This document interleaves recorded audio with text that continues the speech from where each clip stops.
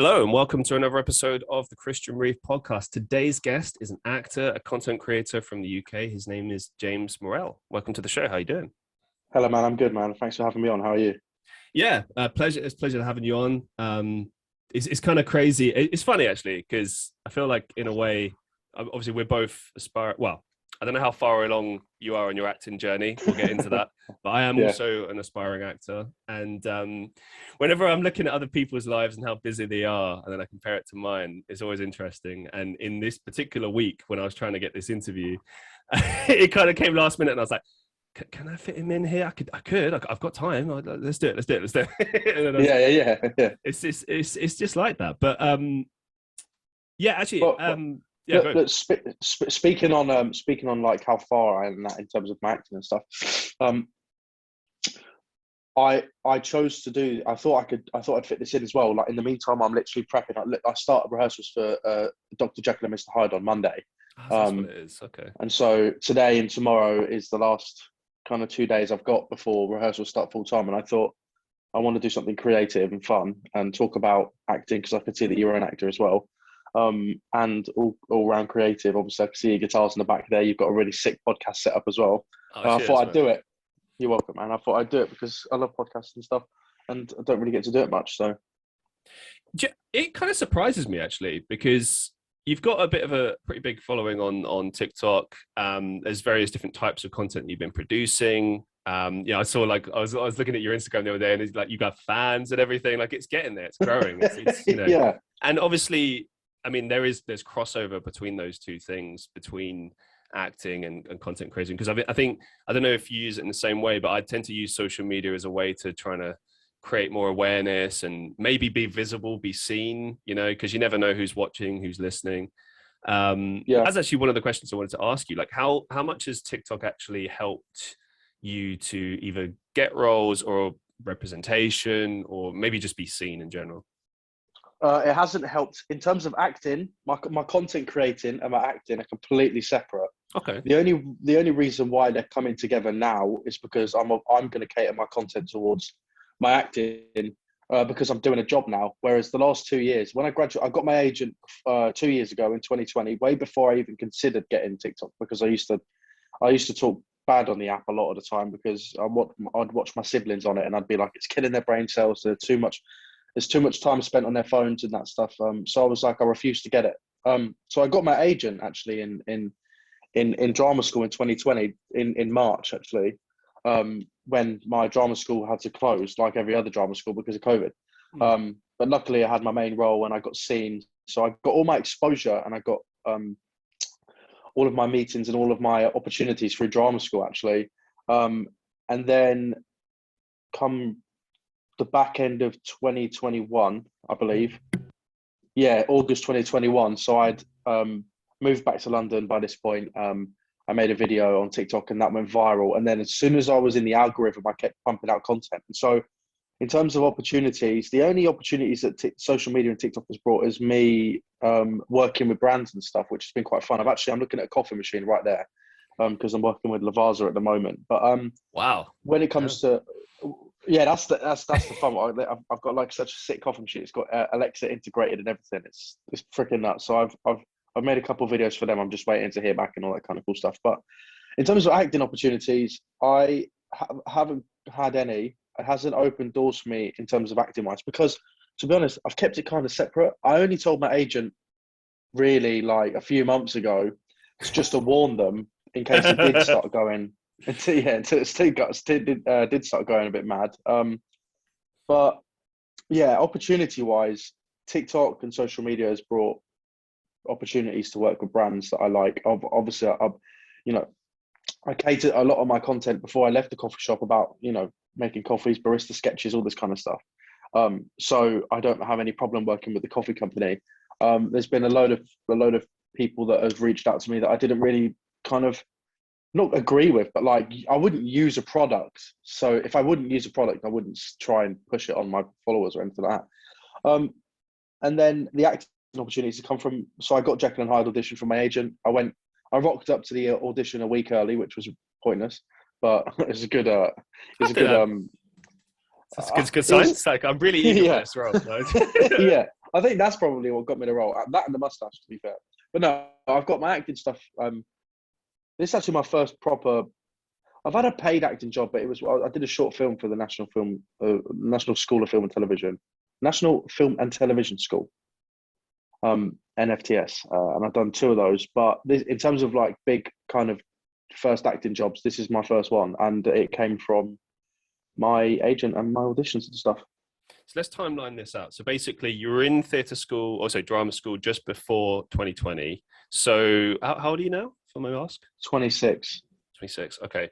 So how long have you actually been pursuing acting then? Like where does that start, and why did you actually decide to get into acting or start pursuing it? I wanted to be an actor. Well, as a little boy, I just watched loads. I just used to watch loads of films and TV. Like I used to watch stuff with my nan and granddad a lot, my mum all the time. And the earliest memory is me watching a Jim Carrey film, I believe. It's Jim Carrey, a mix of Jim Carrey's films and also Braveheart, which is random. It's my favourite film. I'm half Scottish, and so there's a little bit of all right. There's a little bit of like comfort when it comes to watching that film, and I watched it at a really young age as well, which I probably shouldn't have, but oh well. I literally don't care. It's a sick film. And I watched, and I used to just always say, I want to do what that man on the telly's doing, like especially Jim Carrey and stuff. So, and then I never did it because I was a young lad in school. I was a little, just not sucked into the wrong crowds as such, but the friends that I hung around with, they're still my friends to this day. At the point where we were in life, weren't really interested in pursuing any kind of anything really, so I just never did. And then secondary school came around. I actually probably did more acting in primary school than I did in secondary school. I did none in secondary school because I was too busy focused on trying to get girlfriends and hanging around with my mates and stuff. I got no GCSEs, and then it was when I left school and I realised I have nothing. I can't do nothing. Okay.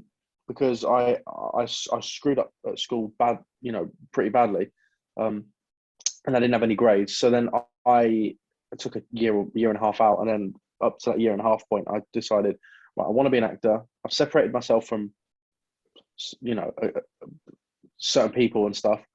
So there's really no excuse, and that's what I want to do more than anything. So I started when I was 18. I had an audition at college to do performing arts to get like a BTEC, so I could have grades to go to drama school. And I did the audition. At the end of the audition, I had a meeting with the 2 teachers, Jason and David, who I'm really good friends with now. And they were like, "Well, you don't have any grades for us to let you on the course, but but like we can't. We really want you. We're not going to put you on the level 2 course because you're a bit older and you're a bit more advanced. So we'll just squeeze you on and see what we can do." And I ended up getting on. But then when I got on, I had to do my English and maths again, on top of doing my performing arts and stuff. And so I started really proper acting when I was 17, just turning 18, and I'm 26 now. Damn, so I was just enthralled by that. That's amazing, man. I mean, it kind of just on the note of exams in general. Like I remember, because we're similar in age. I'm 29, so I'm a few years older than you. But I do remember being at school and them laying it on thick about like, oh, if you fail your maths and your English, you'll be screwed forever. You'll never get anywhere in life. Like they really make you feel like that. It's quite terrifying.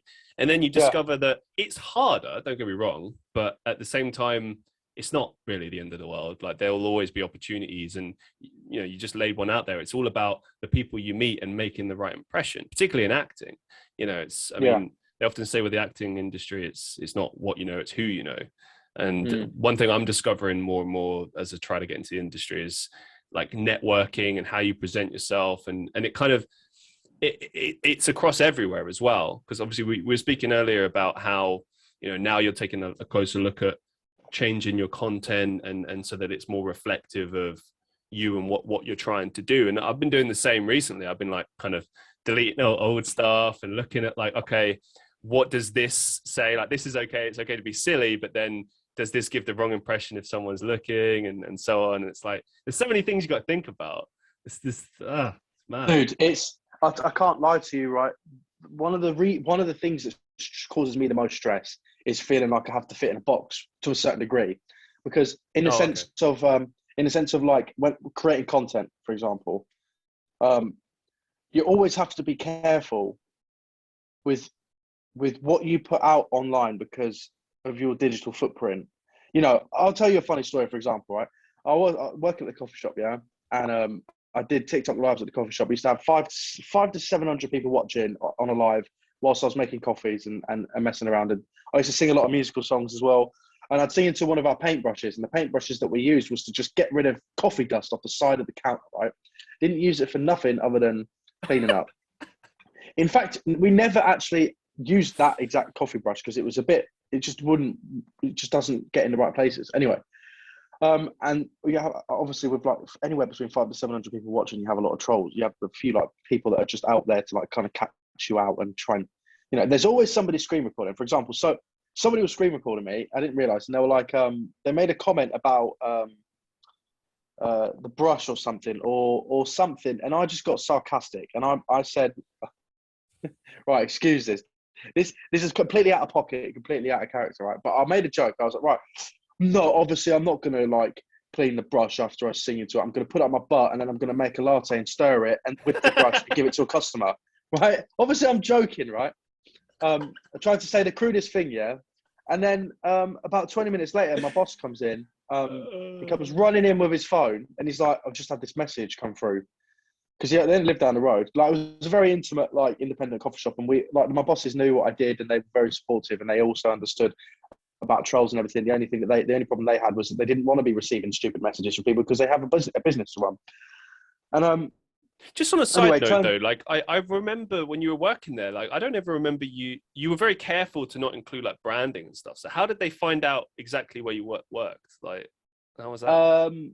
I think maybe if you scroll down onto my barista sketch videos, maybe. But the thing is, it's mirrored, right? So you have to save the video and then flip the video in the camera roll to see the logo. And the logo on the door is white, so when there's light coming in, you can't even see it. And I always excluded it. But there's been a few times where I've mentioned it, a very select few times where I mentioned it. And I just think maybe that's just bit me in the ass. But he came running in. Anyway, somebody had screen recorded me saying I'm going to put a paintbrush up my butt and stir a customer's coffee with it and give it to a customer. And my bosses saw that. There's the biggest stress for me is when it comes to my acting.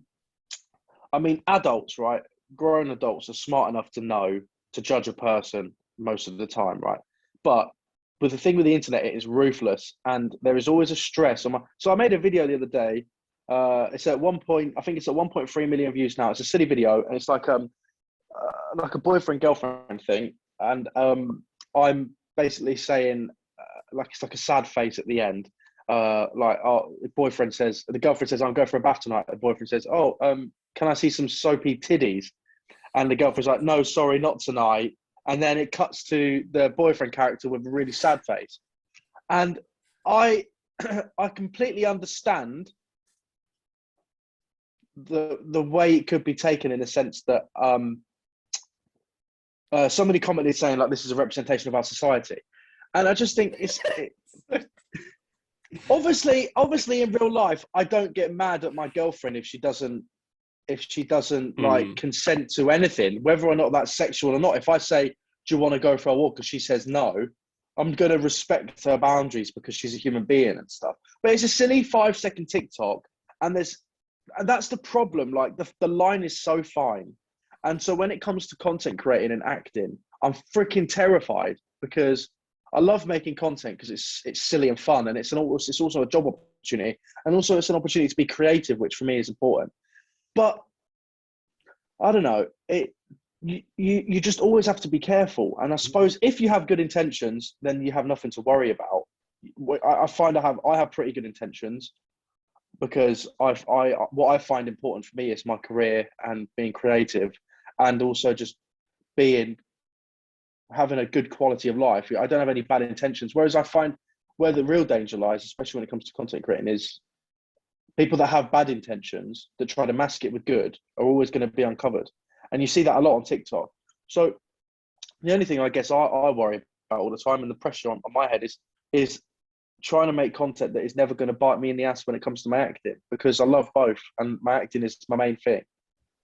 I think generally, because I have exactly the same problems. And there was actually an incident where I'd released a video, and I don't know to what extent if this agent was legit or not, but an agent reached out to me, and it was a great opportunity. It's like the first time it's happened, and I was really excited. And then like maybe an hour later, they were like, "Oh, actually, no, we've seen some video that you've done, and now we never want to work with you." And again, I'm like, "What? Oh my god! Like, what is this video?" And then when I saw what the video was, I mean, it wasn't anything too bad, but I can understand why they would be upset with it. And to be fair, they even said like, "We're not going to share this because we think you deserve a chance, and but we're not prepared to work with you." And that stuck with me ever since then. And now I'm same as you. I'm like really laser focused on what I create, what kind of message it sends out. Even just like basic little things where you think like, "Oh, this will be funny. This will get people laughing," but you don't think about all the ways that people might interpret it. And it's just hard to be able to know every single way that potentially a person might interpret that. And I think what will benefit you and me more is holding our own and having integrity. Again, if you and the people around you, so that agent, for example, depending on, I don't know what the context of the video was. I don't really want to speak on them. I completely understand the line and why people would want to work with somebody. Completely understand people's standards and boundaries. That's completely up to them. But for example, when it comes to my agent, I feel like I'm very blessed in a sense because there are sensible people, and then there are people that are so terrified again of everything. And you want to work with the sensible people, the people that know you're a good person, the people that know your intentions, the people that know the difference between satire and I guess just being an arsehole. So opportunity missed or opportunity avoided, it's difficult. But I can completely understand the stress of literally, I post a video. Like me and my girlfriend film a lot of content together, right? Where she films me and it's like a POV, like you bump into me on the street and stuff. And it's all ironic stuff. Like, it's just, in my head, I'm thinking this is exactly what these fucking TikTokers think about themselves when they get approached on the street. So I'm going to fucking say it. But then I have to think, I mean, to be fair, I don't ever think that content. I'm lying out my teeth. I love that content. Sometimes I think, I overthink the small content where it's like 5 to 7 seconds long and it's a caption. And you have to think, it's ridiculous that you have to think, fuck me, this is how it is in my head. This is how 97% of people are going to perceive it, but there's always going to be a small percentage of people that are going to see, like, going to assume you have bad intentions or something. And it's just so overwhelming when at the end of the day, all you want to do is just make videos. And also, all you want to do is make funny videos, not even videos to be controversial. Whereas you've got people out there that base their entire personality on that and make loads of money and they have their entire brand on that. And it's like, why are we sat here wasting our time beating ourselves up about making a stupid video because we're worried about an agent or a casting director or somebody won't work with us? And that's another thing I'm learning as well.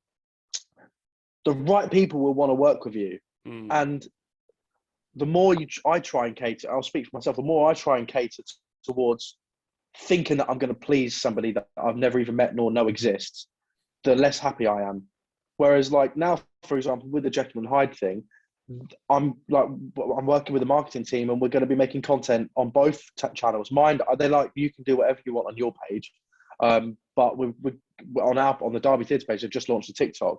They want to obviously structure the content more and it be a little bit more planned out and that kind of stuff. Whereas mine's a little bit more, not that mine's not planned out, mine's a little more sporadic and chaotic and all over the place. So bearing in mind all the content that I've made where I've overthought it, I've still landed in a situation where real people that are sensible and intelligent enough to see the intentions behind me as a person and my creativity and content is good, and therefore they want to work with me. And so having integrity and not silencing yourself to a degree, checking yourself, holding yourself accountable, and being respectful, I guess, are the 3 good things for you to do.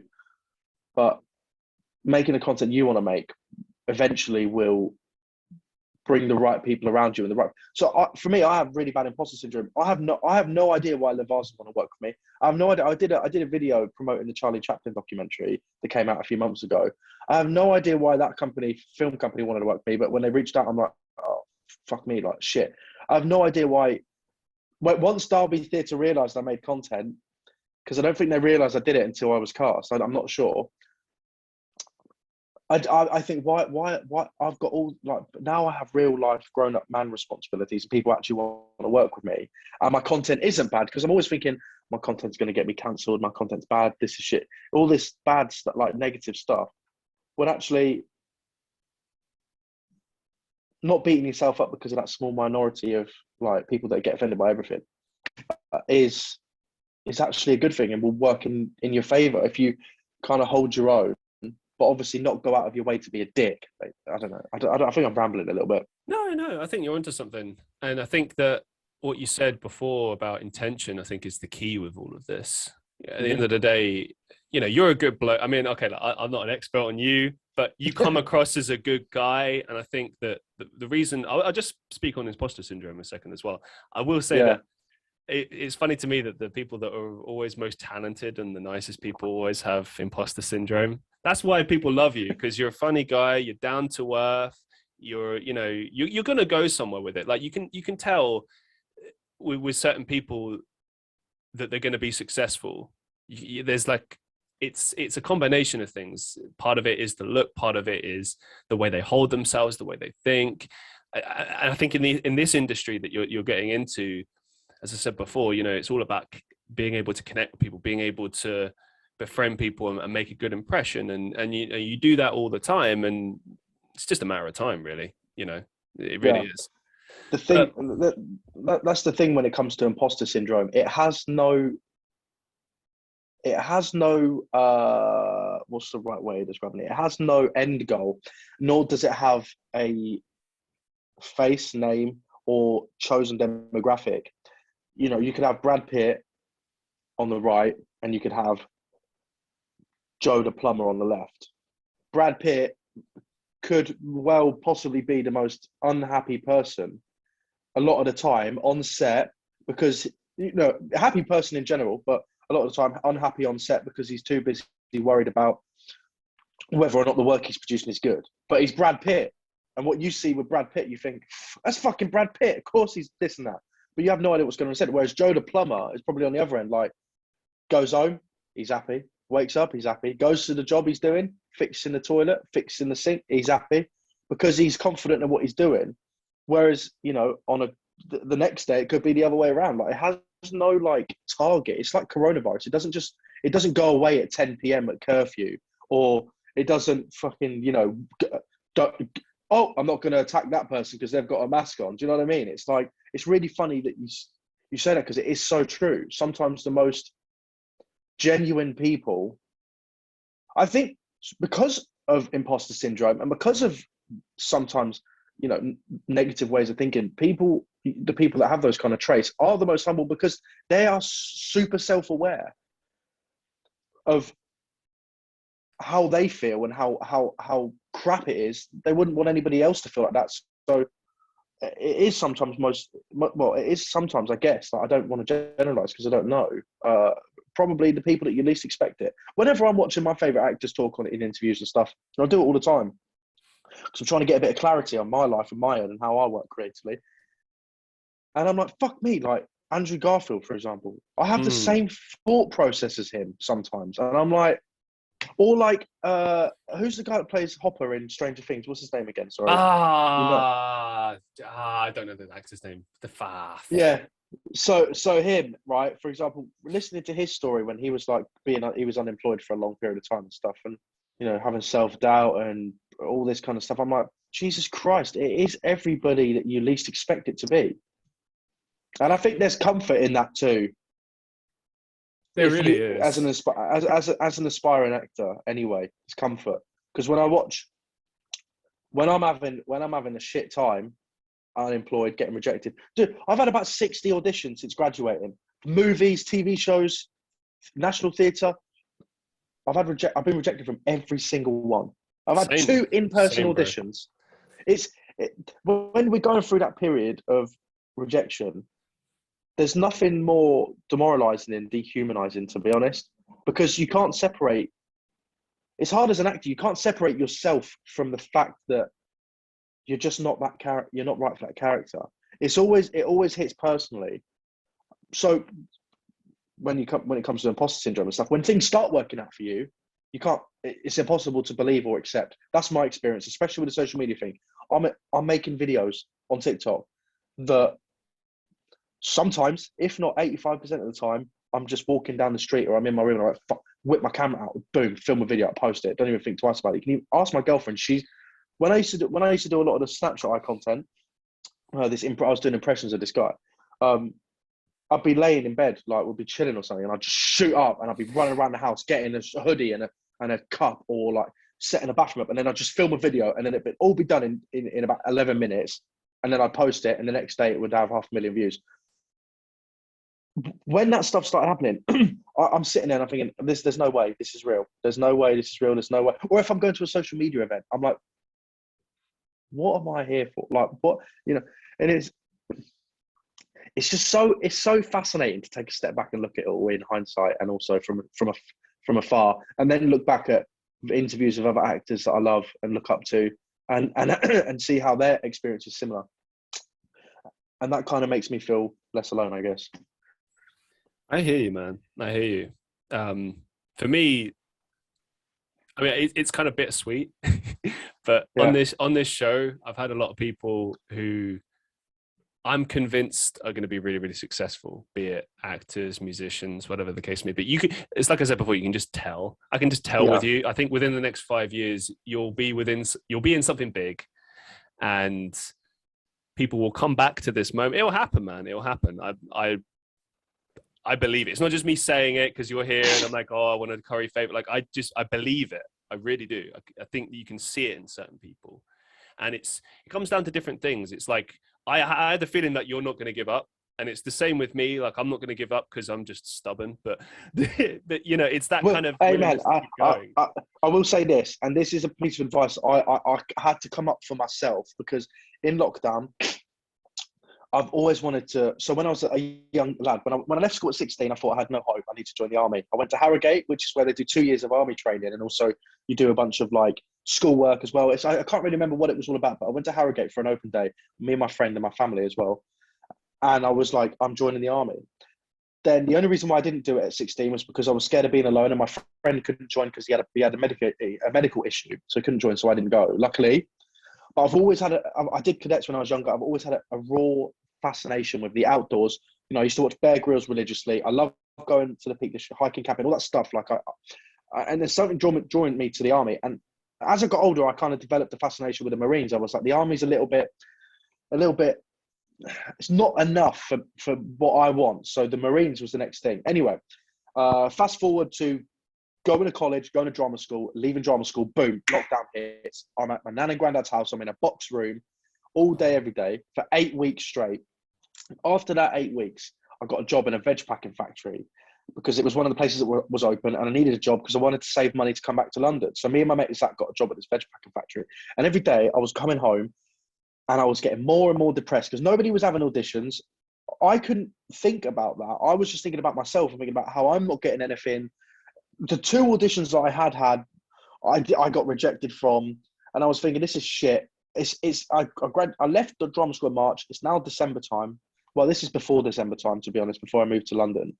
Maybe like August time. I've had fuck all. This is shit. This isn't going to happen for me. Bear in mind, dude, I would have graduated in July, and August is the month after July. I didn't give myself a chance. So I was going to quit. I had a drafted email to my agent, written out, that I'm leaving and I'm joining the Marines. Because every day I'd go home, I'd watch a documentary on YouTube about Limpstone Academy, which is where they do all the Marine training, right?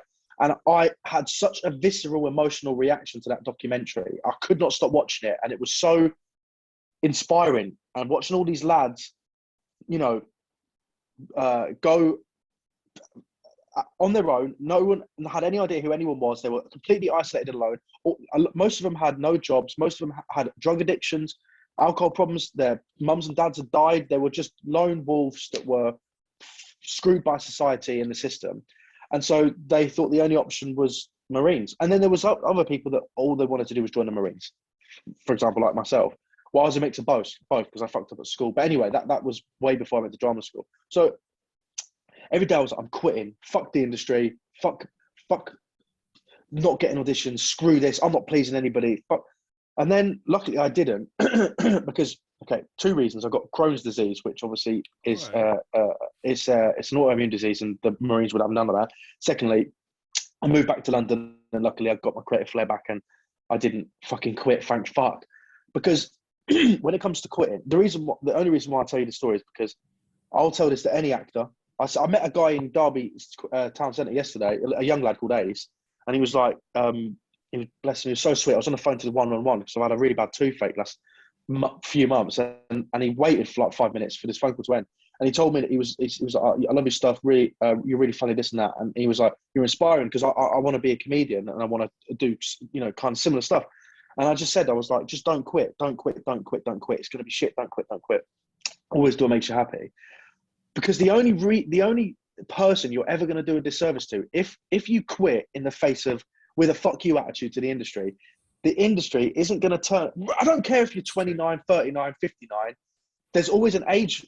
There's a character for any age all of the time. Christopher Lee acted up until he fucking died, bless him. The only person you're doing a disservice to is yourself, because the industry, when you quit, the industry has no idea you even breathe oxygen, let alone exist, let alone want to be the next Brad Pitt. The industry isn't going to be like, they ain't going to have an itch on the back of the neck like, oh my God, I think of James Morrell has just quit in the face of, with a big fuck you, let's call him up and give him the new Spider-Man. The only person you're ever going to let down is that little boy inside your heart, where when you were a little boy, you said to yourself, for me anyway, I said to myself at 6, 7 years old, I want to do what the man on telly does. If I quit, the only person I'm doing a disservice to is myself and that little boy, because the industry isn't going to come back like, well, come back, we want to give you a TV show, because it doesn't know you exist. And that's not the industry's fault. It's such it can be such a horrible, toxic place, but at the same time, it can be where all the magic happens. And when all the magic happens, you have to grab it and ride that wave, as long as that wave can fucking keep itself up. Because when you quit, I'm sorry, but like, I'll say this to anyone, and I do say it to everyone now. Because it's what I say to myself. If I wake up tomorrow and have a negative morning and think I'm quitting because I'm scared of this play and I can't do it, all these intrusive thoughts and stuff, the only person I'm letting down is myself at the end of the day, and the only person you have really is yourself. And so, I don't mean to like give you advice, because I'm sure you may or may not need it, but that's what I say to myself anyway. That you're only going to let yourself down, and I'll say this to everyone as well that wants to be a creative in any capacity. Just don't do it. Just fucking keep going, man. Keep going. So I get well passionate. No, I love it, man. I love it. And all the people that are going to see this are going to love it too. I've said it before, but this is why I love doing this show.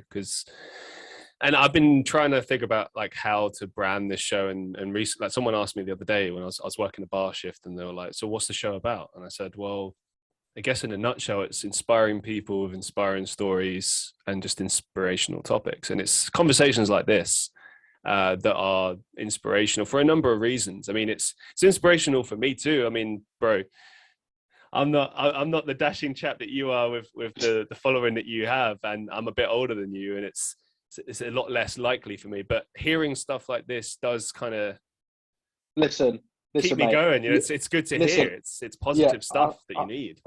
I'll tell you one thing. I know I'm 26 and I have 3 years on you, and I might have 200. I might have whatever I have on social media. I'm telling you now, in my head, I talk to my girlfriend like this all the time, because she's 23. She thinks we're both sat here thinking we're too fucking old to do whatever it is that we want to do. No, 30 is the new 20, and men don't peak until they're in their 30s and 40s. I'm telling you now. And look at Brian. I always go back to Bryan Cranston. I read his book right when it first came out, because I went to go and watch him in the Network, right? And I read his book. The dude's career, he was always a working actor. He was always well respected in the industry. But Breaking Bad came around when he was late 40s, early 50s. And again, his career peaked then.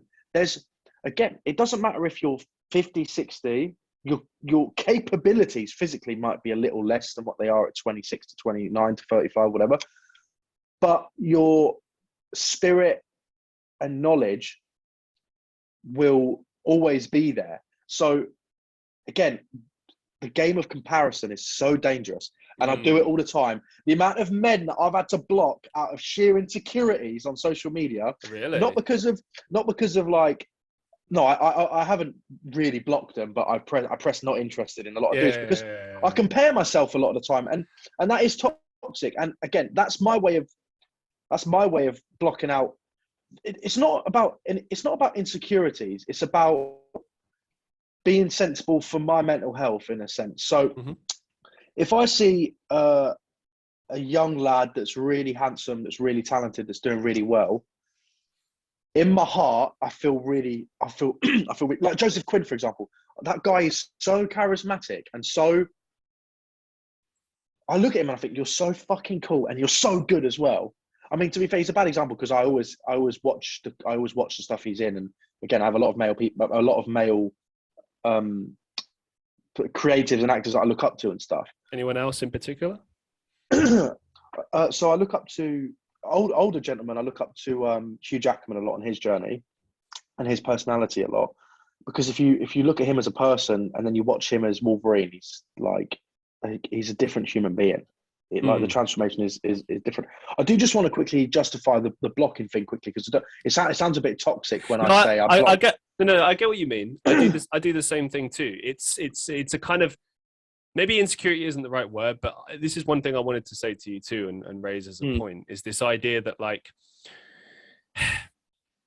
and it sounds crazy, and I don't know if I've said this on the show before, I may or may not have, but I have this current feeling where I feel like everyone around me is doing really well. And I remember doing a video about this where it was like one of those like bittersweet, like you're clapping for the success of other people, but inside you're dying and it's pain. And it's weird, like doing this show, for example, all the people that I have on this show are like really successful or they're going somewhere. And I'm just looking at all these people enamored and I'm like, huh. And then the feeling that I have at first, it was like, oh, these people are better than me. I'm still happy for them. It's not bitter, but I'm happy for them. But the thing that goes through my head that I can't shake is this idea of like, oh, these are people that are successful, and like I'm not one of those people. Like, like it's not in the cards for me. I'm supposed to be a spectator as opposed to being on the stage. And then because of what you were saying before about like hiding that, like people that you're envious of, not jealous of, but envious of. That's right. Yeah, envy. That's and the difficulty.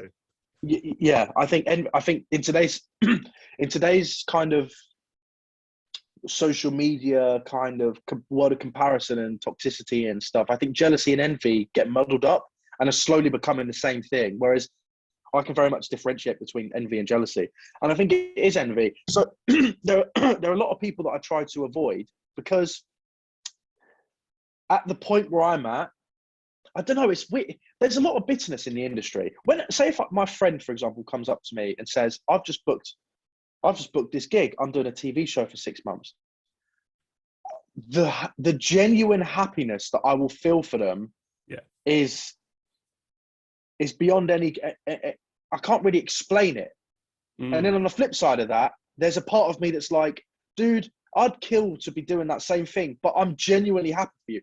And so the people that are not my friends, this is the best way of describing it. The people that are not my friends and the people that I don't know, but I see on social media all the time, that live in my dreams, there's only a select few that I have to hide sometimes because I can't help but compare. And it's only because I compare. I'm not happy for them. I'm not angry at the world because I'm not doing it. I'm not bitter towards them. Sometimes social media is a very overwhelming place and I spend a lot of time on it. And so I have to hide some things so I don't see it, so I don't get in the game of comparing again. And so when it comes to comparing, I think going back to that original point, it's a dangerous game. I think it goes with age, to be honest, and experience. I think we all have to go through it. You know, it's like telling your kids, don't walk along that wall because you might slip and fall. The kid's going to do it anyway. And if they slip and fall, that's when they learn. Like, I'm always going to compare myself. Doesn't matter how many times I tell people that, you know, say for example, you're saying that I'm 26, I've got 3 years on you, and whatever it is that I've got on social media and stuff. It doesn't matter how many times you say comparing is bad, because we all do it. But my tools and stuff for that is, I mean, maybe it's a little bit unhealthy to be fair, but well, it's not really unhealthy or toxic. I don't know. I just sometimes I have to click not interested, so I don't really see it as much. Because I compare myself. I compare myself to a lot of like young guys that are my age that are really successful YouTubers, because I've been making YouTube content since I was 12, like vlogs, videos, silly videos when I was a kid. I'm 26 now, and only now is my content that I've created is starting to have a little bit of a following. That's 14 years, no? Yeah, 14 years of putting content online and nothing happening until I'm 26. And so when I watch people sometimes that are my age, like lads especially, I get envious, yeah. And I think, do you know what? Let's fucking normalize it. As long as you don't hold any hatred towards these people because of what they're doing, and as long as you don't hold any vicious jealousy or malice or bad intentions towards it, as long as you don't want to deck someone for being successful, that's fine. You can feel a little bit of envy, and you can kind of want that. And do you know what? It fucking drives me as well. I say to my girlfriend all the time, now I've met this girl that I'm with, Cole. I haven't had a girlfriend for 4 years. I've very much been in my own world, chasing acting and trying to be successful. I met this girl and I think my whole priority's changed. I'm like, I don't want to do this just for myself. I want to share this experience. I'm in my 20s. I could do it alone and be really successful and rich in my 30s and then not really know people's true intentions, like in terms of women. Or I can be even more driven by this envy and stuff whilst having a partner. And because basically we talk a lot about our future together and houses and marriage and all that kind of stuff, because it's genuinely how we feel, but I can't do it just yet. And so the fuel from that, and then the fuel from seeing young lads that have all of that capacity, have all that capability and opportunity because of their success on social media, especially, and also young actors like Timothée Chalamet and Tom Holland and stuff that are kind of my age range that I'm watching, and I'm like, franchise after franchise, you know, it never ever makes me lay in bed thinking I'm not going to do it, so I'm going to give up. It always drives me. So I guess that's kind of healthy. No, envy. I agree. I think it is. I think it can be used as a tool to push yourself.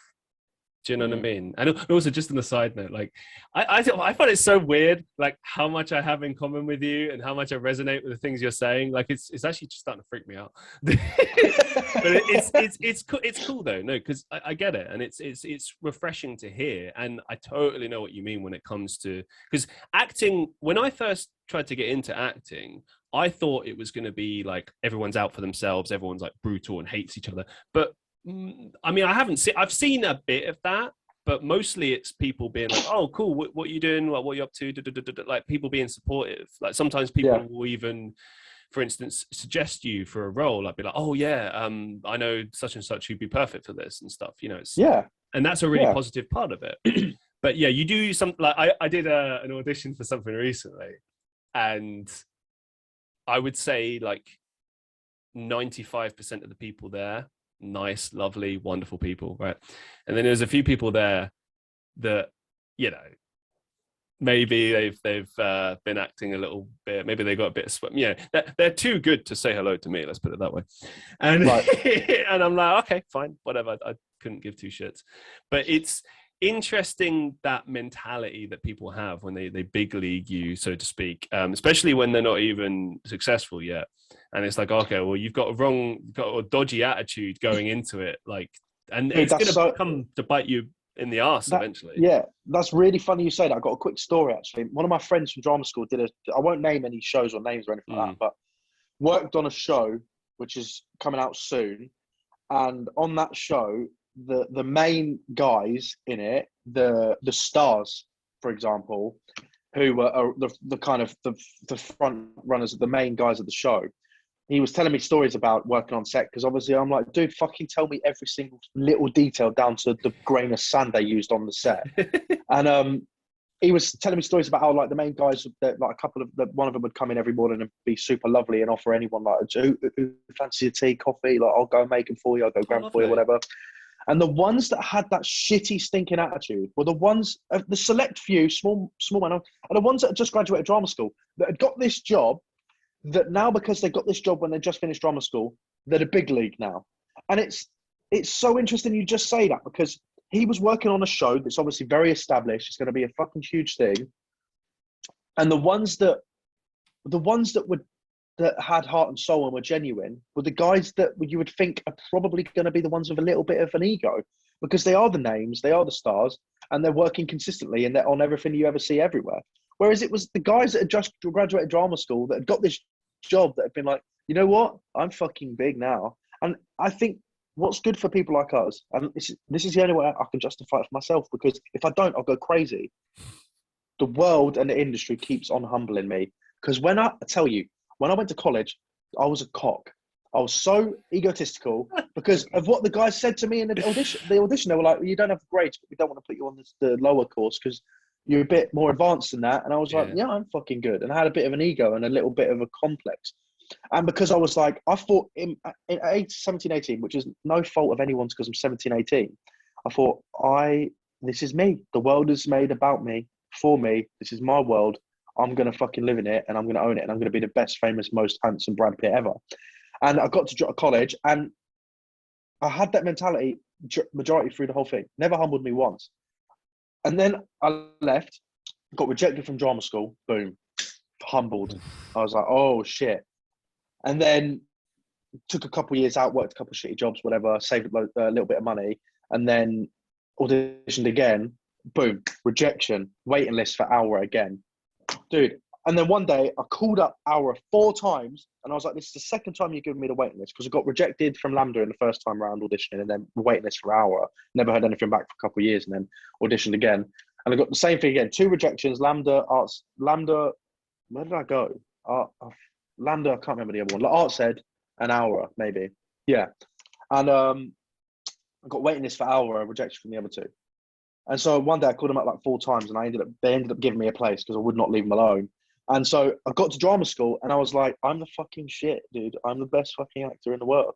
Boom, get there, sit in a class remember, TV film class, watched every single one of those actors in my class get up and blow me away. And I was like, bro, I'm a fraud. That's when my intrusive thoughts started cropping up. I'm like, fuck, humbled again. And then this is the most amazing thing that's ever happened to me. Kept on getting humbled, kept on getting telling, no, you're not doing this. No, you're shit. Your grades don't reflect your ability. Like, never got a first in any performance until I did my main role in 3rd year. Got a first in a lot of my non-performance related assessments and stuff, but never got a single first in any of my performances. It literally had one meeting with one of my head of acting. She brought me into the office and she was like, what the fuck? It was after a fucking performance of mine. And I thought I killed it. And she was like, what the fuck was that? That was the worst fucking thing I've ever seen you do. You're acting in a bubble. You wasn't fucking listening. It's a bit brutal, but I'm telling you now, I needed it. I needed to get humbled. I needed to get brought down to earth. And then boom, leave drama school. 2 years of rejection. Humbled. Constantly getting told no. And again, it messed me up. But in hindsight, it was the best thing for me because I went into this industry with the attitude of thinking I'm going to get everything I want because I'm James and I'm sick and I want it more than anything. So therefore I'm deserved it, I'm owed it, and I'll get it. And I haven't had it. And I know I'm 26 and I'm young, but I've been doing it since I was 18. That's 8 years where I've had rejection. And I've been making content since I was 12. And I've had nothing but, I've done gaming content, vlogging, travel videos, what else? Fitness videos, because I was training to be a personal trainer for a year. I've done everything. Nothing ever worked for me. And I was constantly getting humbled. And I think, regardless if I'm 26 or you're 29 or whatever, these rejections, depending on how you look at it, will just go towards the journey, bro. And in my head, I always think about what cool stories would I have to talk about on the Graham Norton if I ever got on the Graham Norton show. Yes. But if I got everything I wanted at 18 to 21, I'd be fucked. I'd have nothing to talk about. I'd be such a different person, and I wouldn't have any self-awareness. Maybe I would. I don't know, because it's not the journey I've had. But I'm really grateful in a weird way for the journey that I've had and where I come from as well. I'm a little council estate boy too. But during that whole process, I was never grateful, and I was never aware of the positive influence it would have on me as a man. Now I'm 26. I've got a thick mustache. I've got an acting job. I'm a man now. I've got airy chest and that. I never thought, and I'm so grateful for getting rejected for since I was 20 because since I was 18. No, I don't know when it was 19 when I had my first audition at drama school. I think I was 19 turning 20. I must have been, or yeah, 18 turning 19. Sorry. And I'm like, since then I've faced nothing but rejection until the only acceptance I got was at drama school. When I eventually got in, and I had to beg for it. Do you know what I mean? And up until this point now of getting this job, and I think it's just, yeah. In hindsight, I want to tell everyone that told me no that I love them, because it's helped me as a human being grow, not as an actor, but as a human being. Because otherwise, if I'd got given everything, I'd have been an absolute arsehole. I think, like, so arrogant and so like, yeah. So I'm James. You know, the guy that I play on those videos. If you ever watch them, when I get approached on the street, that's who I'd probably be. You know, and I'm so grateful for it. And I think if I could scream that in the face of any young actor that keeps getting told no, two things: don't give up, and appreciate when they say no, because you need to use it to your advantage. Grow from it, reflect on it, and also maybe practice acting a little bit more. No, I'm joking. You don't need to do that, because it doesn't come down to your ability. It comes down to whether or not you're right or wrong for the role. Wow. There was a lot in there. I just... I don't get to talk about this too much with other creators, because I'm always in my own world. You know, people around me, and none of my friends at home are actors. My girlfriend's not an actor. You know, it's hard to get this passion out, because otherwise I'll just be talking to the four walls. Do you feel like you have quite a positive support network then, like around you? Is everyone kind of happy that you're an actor? Yeah. Yeah. Nobody. I'm lucky with my family that, like, if I chose to do whatever I want to do, you know, nobody would ever tell me not to unless it was a bad thing. Like, and I've always had that support. I wouldn't have been able to go to drama school if it wasn't for my family breaking their back. We had to fundraise loads. I had 6 weeks. I had 6 weeks to raise £7,500. I had to be brutally honest about my finances. We don't have any money where I come from. Back home, we're in the system. I'm grew up on a council estate. Mum and dad broke up when I was 14, so we owned our house back then. But then Mum took all of us, and that's it. We've been in the system since. So I had no money, but I worked 2 jobs for a couple of years. I had £3,000 savings in my savings for myself. I paid my that brings it down to what, 4,500 quid to raise.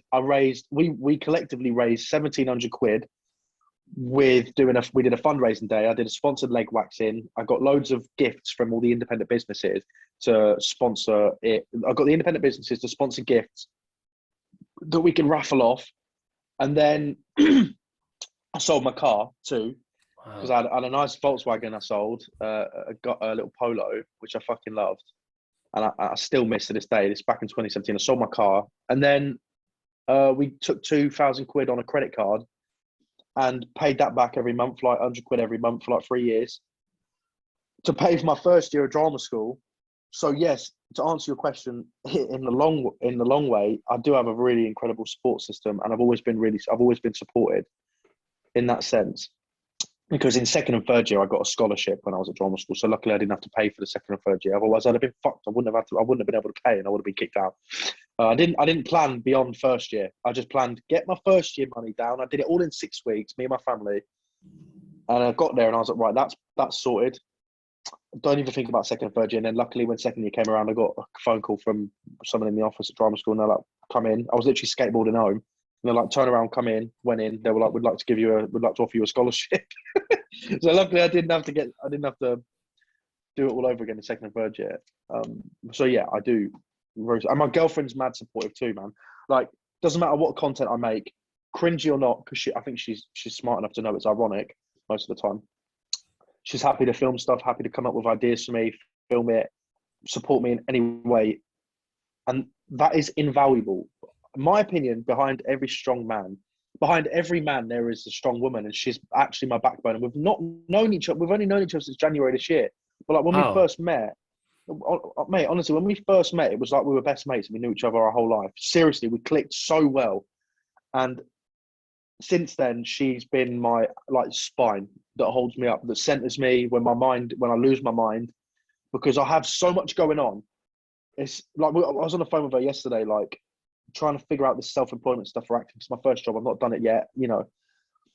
And I'm worried about tax. I'm worried about finances. I'm worried about how to structure that. I've got 15 emails that I haven't replied to with content, with brand stuff and that. And I'm starting this job, and all I'm doing is sat in this room prepping my lines and doing my character stuff, and it's just I speak to her, boom, centers everything. Wow. And so yes, I do. I'm very lucky in that sense, I guess. Damn, man. Love to meet a person like that. That's awesome. That's really, really awesome. Really, really happy for you, man. Thank you. It took a lot. Like I said, I was alone for 4 years. It was same here. I think I've been single since got to be 4 or 5 years. Yeah. I think in the right one, the right one will happen so unexpectedly that it will the amount of clicks that will happen. How did you guys meet? But funny story. Well, back in August last year, when my first ever video on TikTok went viral, I got stood up on a date. So I made a quick video saying I got stood up on a date. Who would stand this guy up? What the fuck? I got fucking stood up. And this girl organised a date with me as well.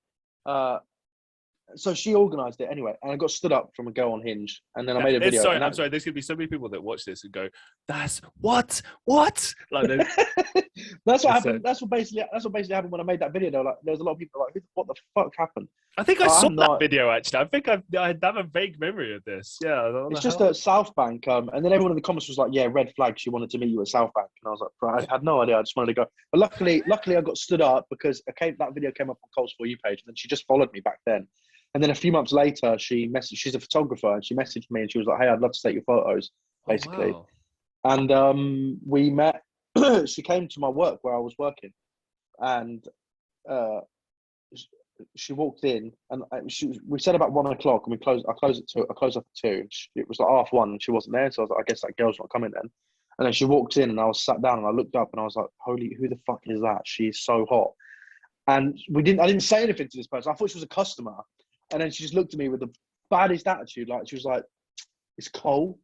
And I was like, wow, it's on. Like, that is, I don't know what it was, but her attitude and like the way she just, I don't know. I was immediately like, my whole brain switched, and it was like instant.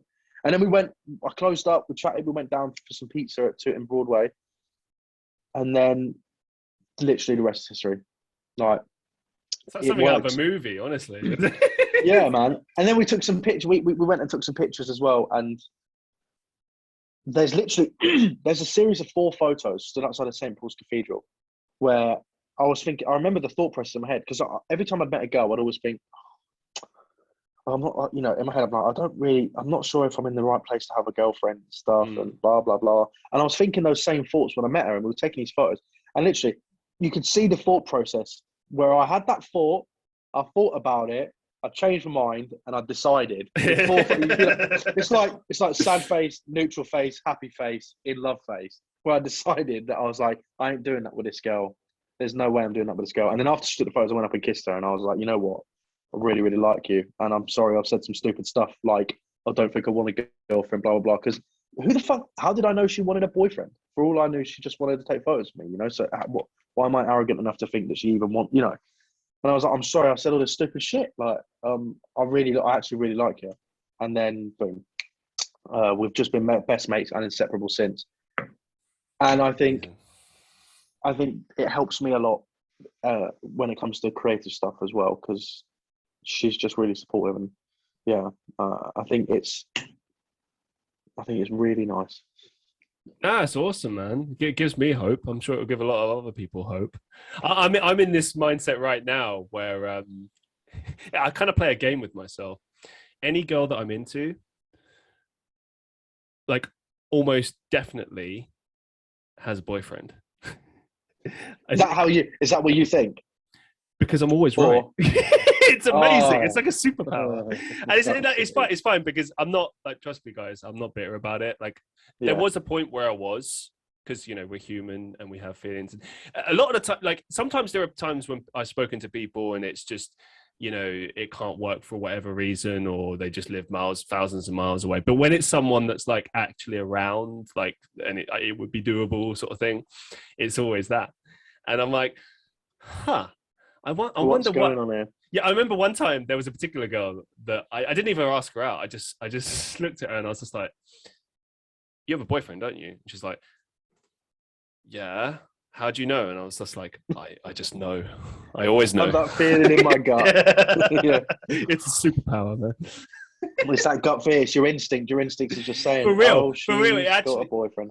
Yeah, no, it's not even like a sad thing. It actually, it's bittersweet. It's a bit like, you know, when you see, like, watch a movie and it's like someone who's kind of like, well, my life's fucked, drink a beer. But like, it's not depressed either. It's kind of like a midway point, you know? Yeah, because no, I get you. I use like chasing my goals as a way of like, you know, getting away. Instead of like sitting and drinking and feeling sorry for myself, I just work my ass off instead.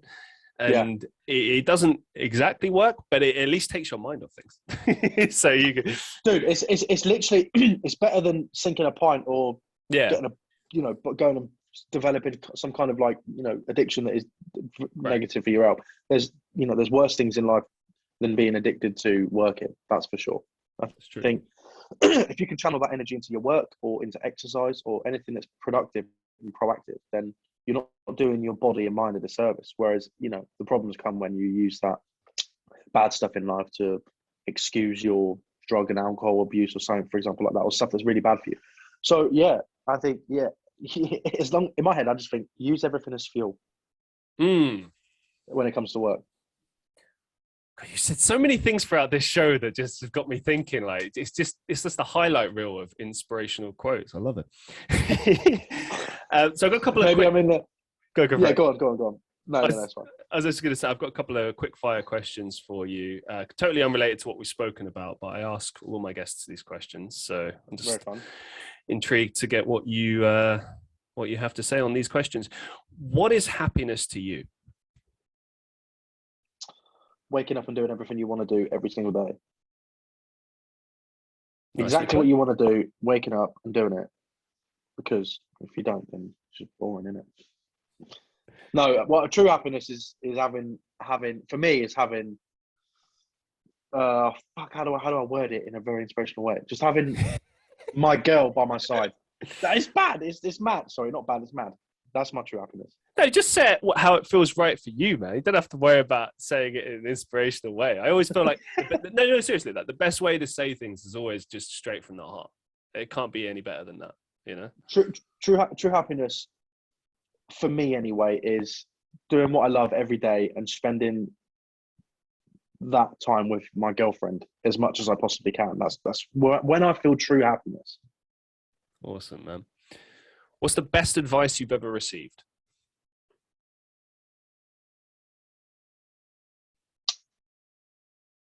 I think maybe it. Man. Oh yeah, it's really simple actually. I worked with a guy called John Link, who's a legend of the industry. He's an older guy now. I did 12th night with him at drama school, and he came in and did a lot of acting techniques. I've literally got a quote of his tattooed on my bicep. And the best advice that I ever received was to keep on dancing. You can't really see it because it's probably flipped, but yeah, keep on dancing. The backstory with that is when you're going through the stuff that we talked about today, with rejection and misery and comparison and bitterness and jealousy, all those bad toxic things that are associated sometimes with your journey in the industry, is you just have to remind yourself to keep on dancing. Amazing. It's a metaphor for keep on going, don't give up. I love it because it also implies a kind of, which I think is creative. Important. Yeah, it's like, you know, on those days when you are feeling low or at your lowest, like sometimes I'll have a day like that, and then I don't know, maybe a housemate will invite me out or just go do something, and you have fun. Or you, like, for instance, sometimes when I do my live streams, I'll be having a really crap time of it, and I'll just be like, oh, I'm just gonna play some music today for everyone, or I'm just gonna chat and you know, and through the course of that, those people make me feel better because I'm there to entertain them, to make them feel better, even though I'm feeling like really horrible inside. But like, I'm like, it kind of weirdly makes me feel better by making them happy.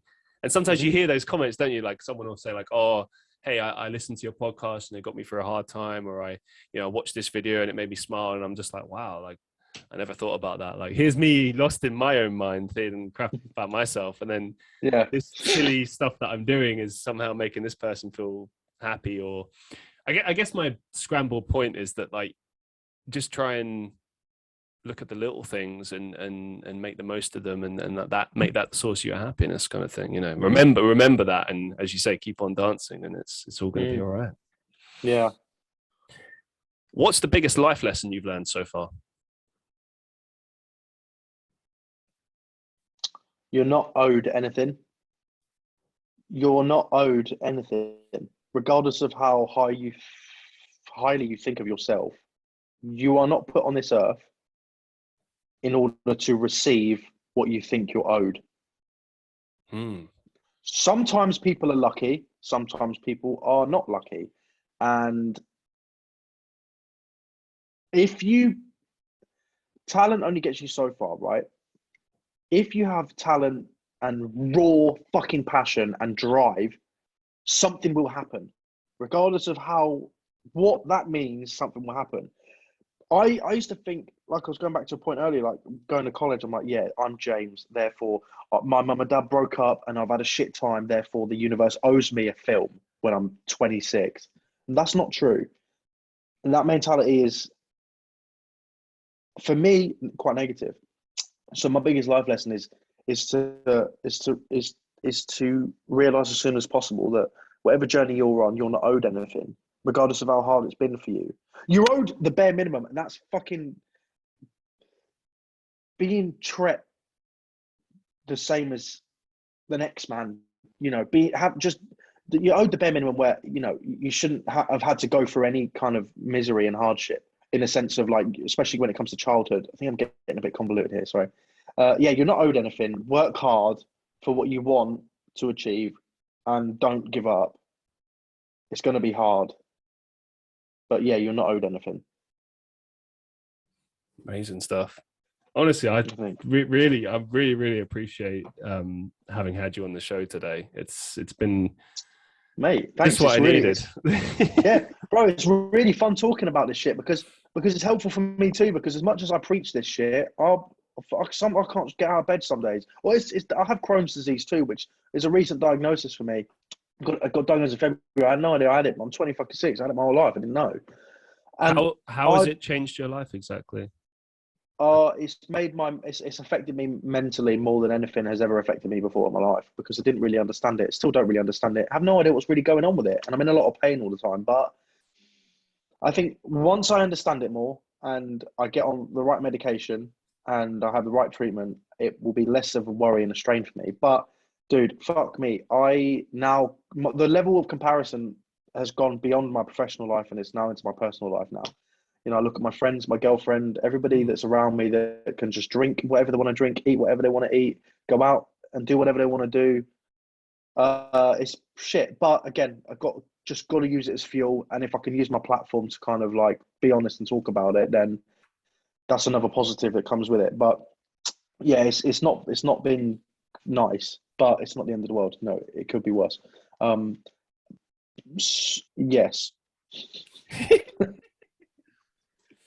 Okay, final question. Do you have any upcoming projects or some final thoughts that you'd like to share with our listeners? Yeah, so I'm playing Inspector Newcomb in The Strange Case of Dr. Jekyll and Mr. Hyde at Derby Theatre from the 30th of September to the 22nd of October. And then from the 26th of October to the 12th of November, we're doing the show in Hornchurch at the Queen's Theatre. That's what's on the cards next.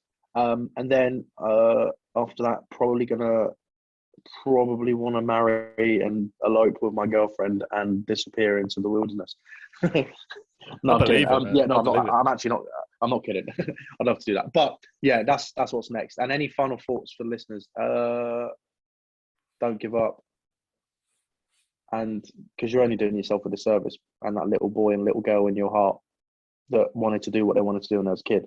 Just keep going, man. Keep going. Beautiful. Thank you so much for appearing on the show, James. You're always welcome on the show again. And yes, massive thank you. Mate, thanks for having me. It's been an absolute pleasure. And also it's really nice to get to chat creatively and emotionally and motivationally as well. And to all the listeners of the Christian Reeve Podcast, thank you very much for listening. And until next time, see you in the next one.